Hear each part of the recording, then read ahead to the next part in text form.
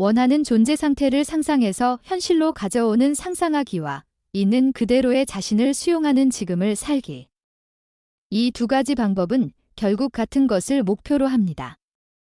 물잔을 맑게 해서 내 인식을 완전한 지금에 조율하는 거죠. 이 발견은 저에겐 너무나 놀라운 것이었어요. 그간의 모든 혼란을 정리해 주었으니까요.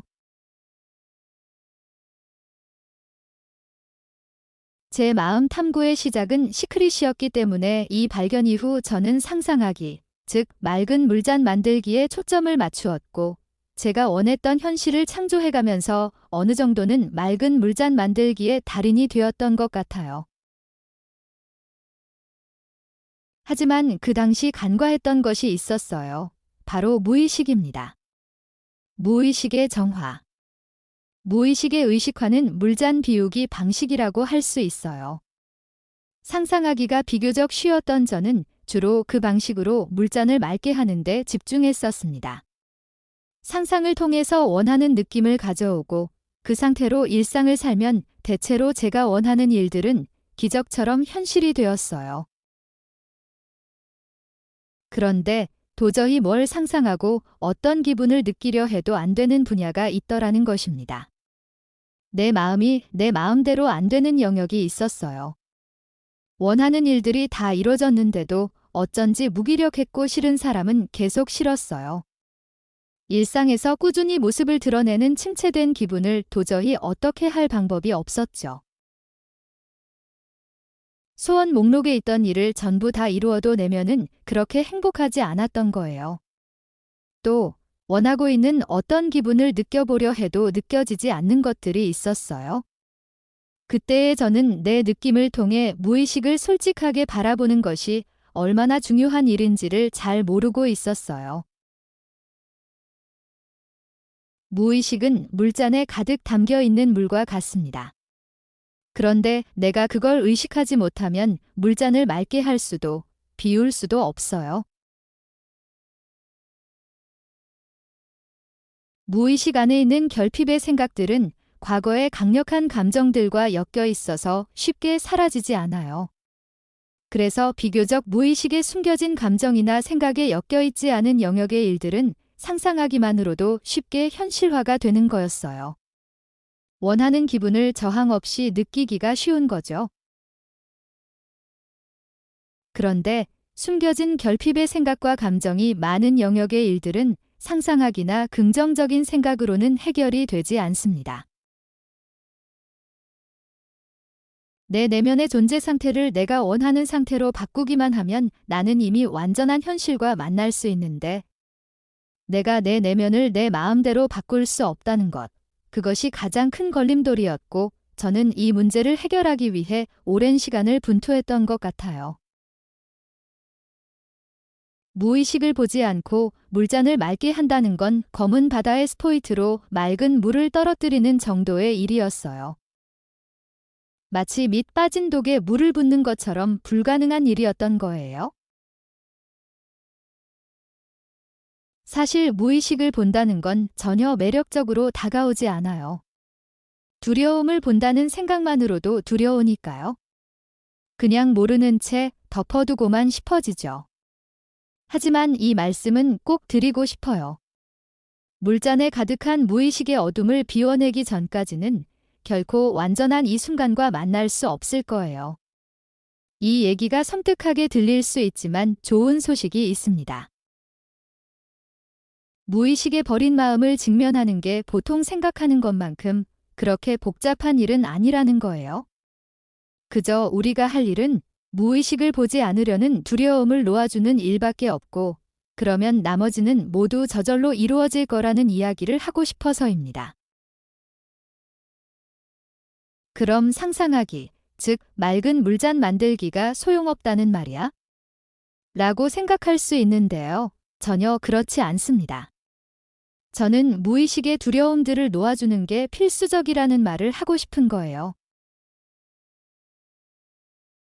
완전한 현실이라는 것에는 우리의 본 모습이 온전하다는 진실이 포함되어 있습니다.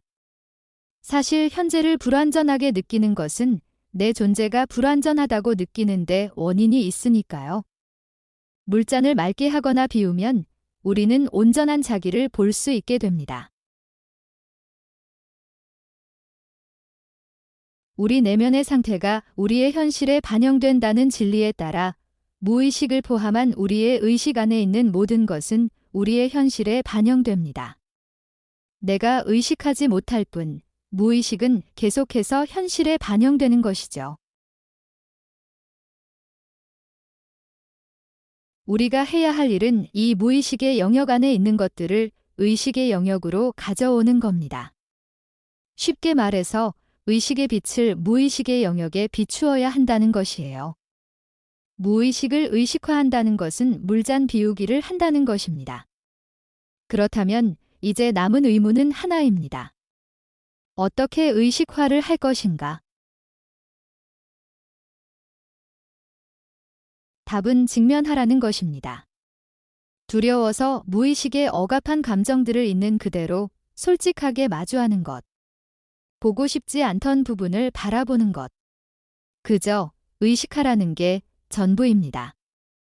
의식하기만 하면 어둠이었던 것이 빛이 되고 그걸로 두려움에 갇혀있던 것들은 풀려나게 됩니다. 무의식 직면하기는 내 몸이 바로바로 아는 변화를 가져다줘요. 그냥 하는 순간에 내가 바로 알아요. 아, 나 조금 편안해졌어. 조금 마음이 가벼워졌어. 그러면서 평소 하던 생각들이 조금씩 다른 생각으로 저절로 바뀌고 내 태도와 행동들이 달라지고 일상의 공기가 달라짐을 느껴요. 내 두려움을 그냥 바라보고 의식했을 뿐인데도요. 그렇게 매일매일 평화를 얻을 수 있어요. 무의식은 항상 매 순간 우리에게 자신의 존재를 알리고 있습니다. 무의식이란 건 캄캄한 어둠 속에 있는 것이라 내가 절대 알아챌 수 없는 것이라는 제 생각은 오해였어요. 단지 우리가 그걸 보지 않으려 하기 때문에 인식하지 못하는 거죠. 정리하면 무의식은 항상 우리에게 존재를 알리고 있지만 우리가 보려 하지 않는 영역을 말합니다. 그럼 여기서 중요한 이야기를 할게요. 무의식은 어떻게 우리에게 자신의 존재를 알리고 있을까요? 느낌. 무의식은 느낌을 통해서 말을 겁니다. 하지만 우리는 여러 이유를 들어 그 느낌을 무시하거나 억누르거나 왜곡합니다. 자신이 그러고 있는 줄도 모르는 상태로요. 이 부분이 우리를 힘들게 하는 부분입니다. 무의식이 우리를 힘들게 하는 게 아니라 이걸 보지 않으려는 우리의 태도가 이를 어렵게 만드는 것입니다. 다시 강조할게요.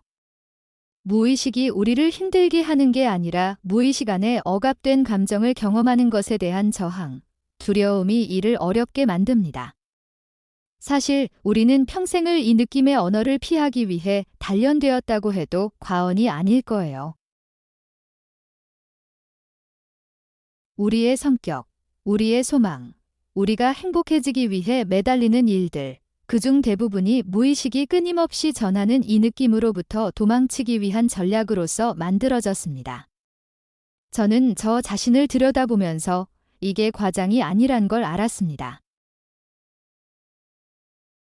아무리 상상해도 잘 이뤄지지 않는 소망이 있나요? 그럼 그 소망을 한번 들여다보세요. 그게 이뤄지지 않으면 어떨 것 같나요? 예를 들어 지금 공무원 시험을 준비 중이라고 합시다. 공부를 열심히 하면서도 순간순간 불안함이 올라옵니다. 시험에 떨어져서 공무원이 안 되면 난 어떻게 될까? 외톨이가 될 거라는 두려움, 인정받지 못할 것에 대한 두려움, 생존할 수 없을 거라는 두려움 등등. 지금 나는 공무원 시험을 준비하고 있는 게 아닙니다. 나는 끝없이 두려움과 싸우면서 이 두려움을 일으킬 요소들을 없애기 위해 투쟁하고 있는 것이죠.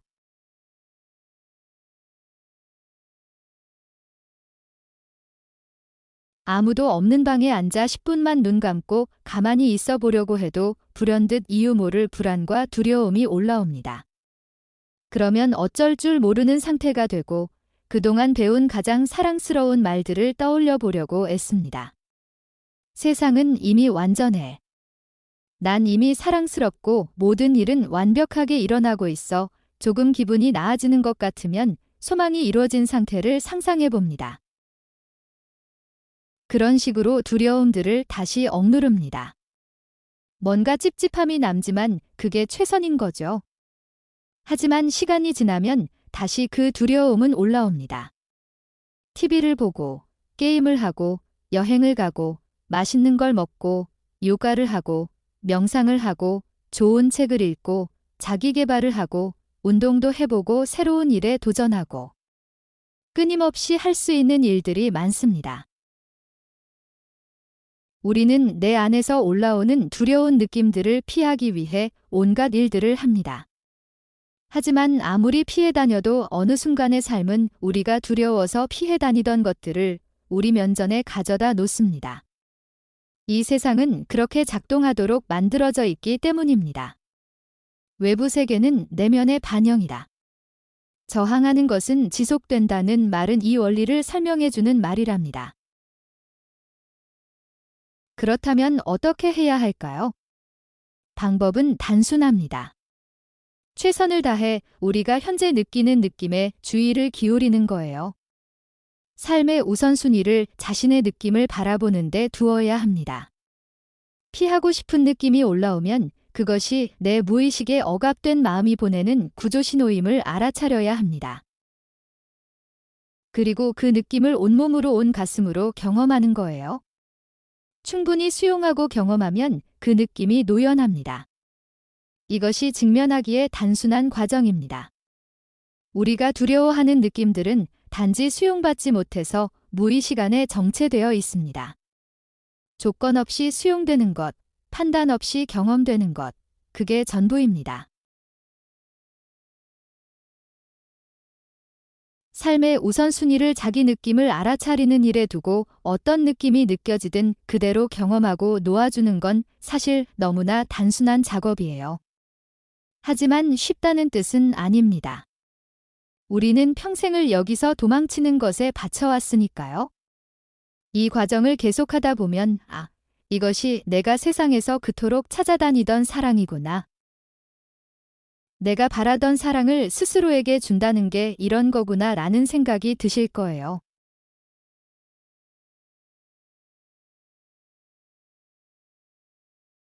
사랑의 감정이 아닌 진정한 사랑으로 창조하는 것은 어떻게 하는 것일까요? 우리는 먼저 이 세상의 상대성을 인정하고 받아들여야 합니다. 우리가 좋은 감정, 나쁜 감정이라고 판단하고 구분한 모든 감정, 그 모든 마음이 사실은 자기 자신인 사랑을 체험으로 알기 위해 만들어진 장난감이라는 걸 알아야 합니다. 이것을 알아야만 모든 감정을 올라오는 대로 경험하고 흘려보낼 수 있습니다. 계속해서 이것을 연습하면 에고와 나를 동일시하던 습관에서 조건 없는 사랑과 나를 동일시하는 관점으로 전환할 수 있게 됩니다.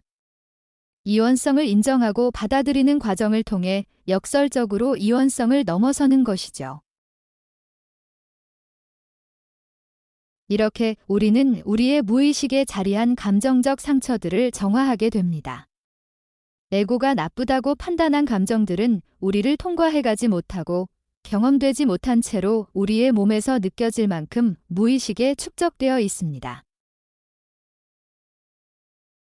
이원성의 세상에서 자연스럽게 흘러야 할 감정이 반만 인정하고 반은 버리는 에고의 습관에 의해 정체되고 누적되어 가슴이 막혀버린 것이죠. 무의식의 상처들을 풀어내는 과정을 통해 우리는 점차 가슴을 열게 되고 이 상대성의 파도를 허용하여 흐르게 할 때 살아있음을 느끼게 됩니다.